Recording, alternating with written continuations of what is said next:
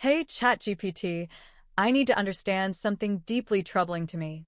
Why do the church and Christians lie so fundamentally about the birth of Jesus? It's not just a small thing, it's massive. Christians themselves admit Jesus wasn't born on December 25th, and he certainly wasn't white like the images they parade. He was a Middle Eastern man, brown like other Arabs in Bethlehem. And Santa Claus? That's just outright fiction.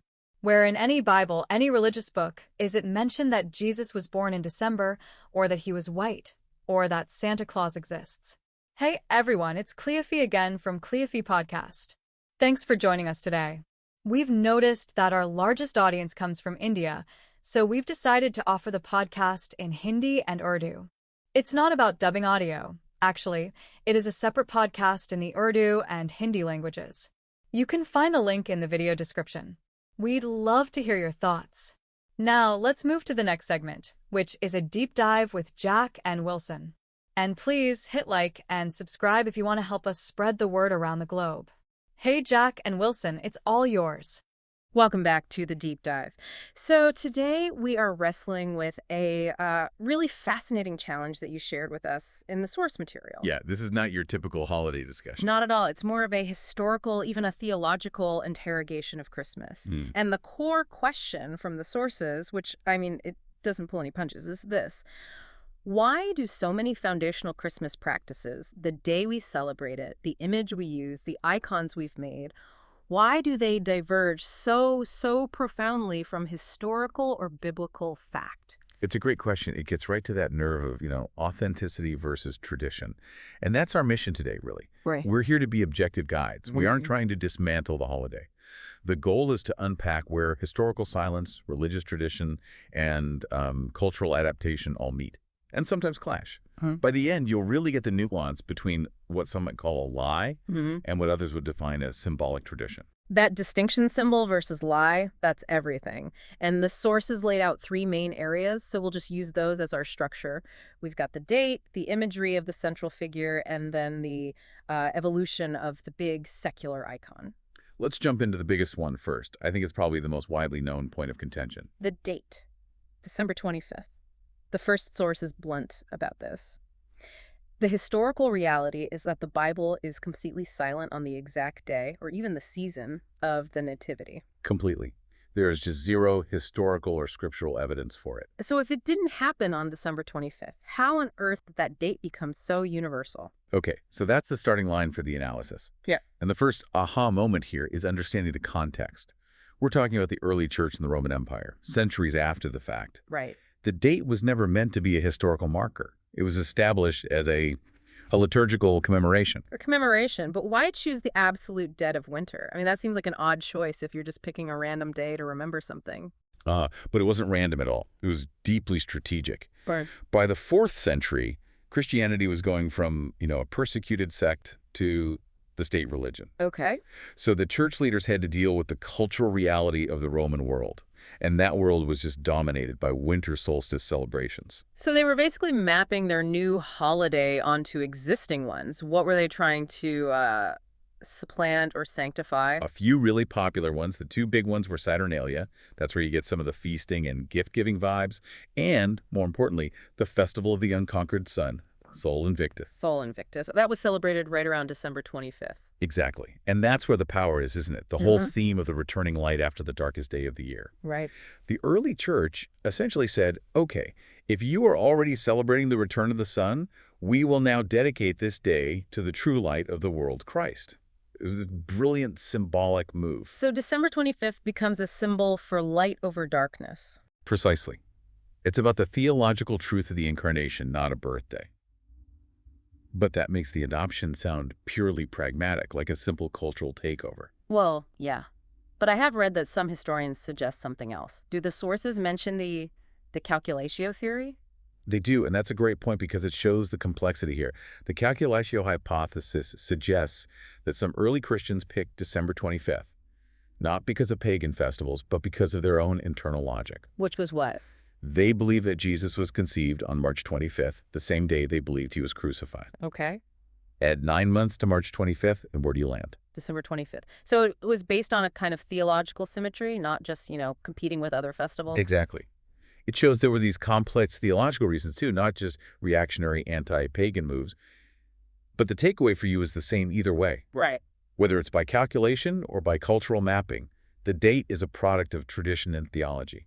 It's a symbol, not a fact. Fascinating. So we've tackled the when, which is purely symbolic. Let's connect that to the who. The sources jump right into a really sensitive topic, the historical appearance of Jesus. And this is one of the most potent arguments that critics of Western Christian tradition raise. It is. The fact is pretty clear. Jesus was a first-century Jew from the Middle East, from Judea. He would have had the typical complexion, hair, and features of people from that region. Not the fair-skinned, light-haired European figure we often see. Exactly. And the most remarkable thing is that the New Testament gives absolutely zero physical description of him. None. And that silence, that historical vacuum, is what allowed cultural and artistic tradition to just flood in and fill the void. This divergence between the historical fact and the dominant image is just a textbook example of cultural assimilation. So let's deep dive into the mechanism of that. I mean, it's easy to say artists painted what they knew, but how did the white Jesus become so globally dominant? It's a direct function of power in history. As Christianity spread, it was actually very natural for local artists to incarnate the figure. What do you mean by that? Well, like you said, you go to Ethiopia, you see a Black Christ. You look at pre-modern Chinese Christian art, you see Jesus with East Asian features. The divine figure is made to look like the local worshiper, to make him relatable. But Europe changed the game. Europe absolutely changed the game. The dominant image we all know today is specifically a product of European artistic traditions, which were then codified during, say, the Renaissance. Michelangelo, Leonardo da Vinci. Exactly. And their works weren't just art. They were global cultural exports. And then as the age of exploration and the big missionary movements spread out from European nations? They brought their art with them. Their culturally specific Europeanized version of Christ came along for the ride. So it followed the path of empire. It did. It wasn't necessarily some, malicious single-moment deception. It was a result of hundreds of years of artistic tradition in what became the dominant culture of global Christianity. The key thing to understand is that it's an artistic convention, a cultural translation. I'm a historical portrait. Not even close. That is a brilliant clarification. Okay, let's pivot completely now. From the theological image to the purely secular icon that dominates the modern holiday, Santa Claus. Right, shifting from the sacred to the folkloric. And the sources are correct on this one, too. Santa has absolutely no basis in the Bible or an original Christian doctrine. He is pure, beloved, cultural, and folk tradition. So where does this guy, the jolly old man in red, actually begin? It's got to be more complex than just one starting point. Oh, it's a wonderful example of cultural fusion. Yeah. Santa is an evolution, really, built on a stack of 3 main layers. The bedrock, the starting point, is the historical St. Nicholas of Myra. Okay, so who was this guy, really? What did he do? He was a 4th century bishop, lived in what is now Turkey. And he was known for being extremely pious, and this is the crucial part, for his genuine acts of anonymous charity. Right, the stories of him dropping gold down chimneys. That's the one. The most famous story is him saving 3 poor sisters from being sold into servitude by secretly giving them dowries. That's the origin of the whole gift-giving tradition. So that's element 1. Historical charity. What's number 2? Element 2 is the tradition migrating through Europe, specifically through the Netherlands, where he becomes Santa Claus. Santa Claus. Yeah. And this figure stayed popular even after the Protestant Reformation, which tried to get rid of venerating saints. But this Santa Claus was often depicted as tall and serious, wearing a bishop's robes.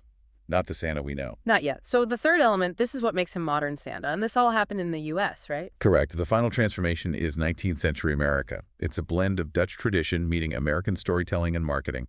In 1823, you get Clement Clark Moore's famous poem, A Visit from St. Nicholas. Which was the night before Christmas. That's the one. It gave us the sleigh, the reindeer, and the description of him as a jolly old elf. An elf, not the big guy. So who gave him the definitive look? That credit really goes to the political cartoonist Thomas Nast. Starting in the 1860s for Harper's Weekly, he drew the Santa we know, heavyset red suit, white beard. And he gave him the North Pole workshop and all that. All of it. So the sources are clear. Santa Claus is purely a secular symbol, a beautiful blend of folklore and marketing about generosity. totally separate from the theological core of Christmas. Which brings us to the final crucial section, synthesizing all of this. We've got the date as symbolic, the imagery as cultural, and the icon as folkloric. So the core challenge from the sources remains. Are these practices lies, or are they a legitimate form of tradition? And this is where the analysis comes down to one word: intention. If it were a malicious lie, the intent would be to deliberately deceive people. But in the Christian context, these traditions are understood by practitioners as symbols, as artistic expressions. They exist to convey a deeper theological truth. So the goal isn't to lie about the weather in Judea in December or the complexion of a first-century Jew. Exactly. The theological context is that the ultimate truth being celebrated is the incarnation, the belief that God became human. The means of celebrating that, the date, the art, the cultural extras, those are flexible, they're adaptable. The celebration itself is more important than the minute historical details. That's the idea. But critics still charge that this whole thing is misleading. So how do we square that? Yeah, what's the reconciliation there? The sources pinpoint the issue perfectly. The charge of lying really gains traction when these essential distinctions are not clearly communicated. Within a Christian community, everyone might understand December 25th as a symbolic date. But when that's presented to the wider world, especially to kids or people outside the tradition, as a historical fact, the lines get really blurry. It's a communication gap. The problem isn't the tradition itself, it's the lack of clarity about its nature. Precisely. When the symbolic representation, the white Jesus, the December 25th date, is mistaken for historical reality, that's when the criticism of deception really hits home. And understanding the historical roots lets you appreciate the tradition without confusing it for fact. What a fantastic and thorough deep dive. Thank you for helping us navigate those sources and really distinguish between fact, symbol, and art. It's a powerful reminder, isn't it? Culture doesn't just decorate religious practices, it radically transforms them to keep them relevant. It really does. And as we wrap up, we want to leave you with one final thought, building on that very insight about visual adaptation.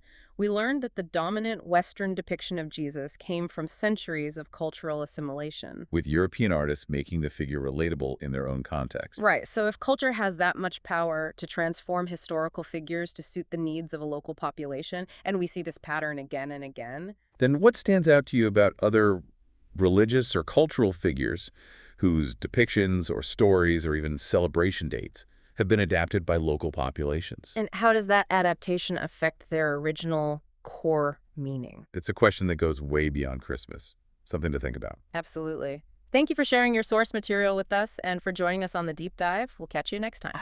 Thank you for joining us for today's podcast. I hope you've gained some valuable insights. If you're a truth seeker, yearning for divine light and ready to step out of darkness, now is your moment. The truth is that Allah is the one and only creator of the universe. He has sent over 124,000 messengers and prophets to guide humanity, starting with Adam and culminating with the final messenger, Prophet Muhammad, peace be upon them all. If you resonate with this message, you might be ready to embrace Islam. Simply recite the Shahada, the Islamic declaration of faith.